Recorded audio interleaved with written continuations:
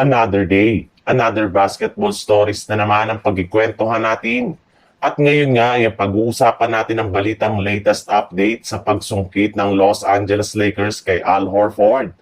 At ang balitang pagkuha ng Golden State Warriors kina Kevin Love at Damian Lillard. Bagamat man nga naisaayos na ng Los Angeles Lakers ang kanilang starting lineup, ay nagkaroon rin naman nga sila ngayon ng problema pagdating sa kanilang napakababaw na bench na binubuo lamang ni Gabe Vincent, Dalton Koenig at ang kanilang bagong player na si Jake LaRavia, Jared Vanderbilt, Jackson Hayes, Jordan Goodwin, Maxi Kleber, Ado Otero at si Shake Milton.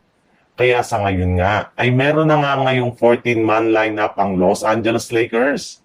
Kaya hindi na nga nakapagtataka bakit hindi pa kontento ang Lakers sa kanilang kasalukuyang lineup dahil balak pa rin nga nila na kunin si Al Horford na malapit na nilang makuha sa free agency market.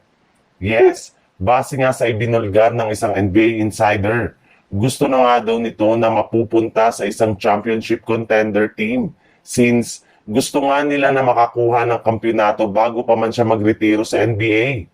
At isa nga sa mga gusto niyang sunod na paglaruan ay ang Lakers na matagal na niyang balak salihan noon pa man simula nang pumasok siya sa loob ng liga.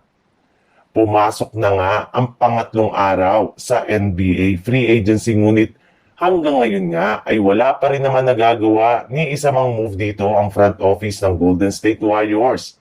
At isa nga sa mga dahilan bakit hindi sila nakakagawa-gawa ng move ngayong off-season ay dahil medyo gipit na nga ang kanilang team pagdating sa cap space kung saan wala na nga silang ekstrang kontrata na pamimigay sa free agency at maging sa kanilang batang player na si Jonathan Kuminga na hanggang ngayon pa rin ay hindi nila na iti-trade sa ibang mga kupunan. Kaya dahil nga sa pangyayaring ito ay napilitan na nga ni Draymond Green na magreklamo sa mismong NBA kung saan ang bagong collective bargaining agreement na nga daw ng NBA ang siyang sumira sa kagandahan ng free agency ngayong off-season.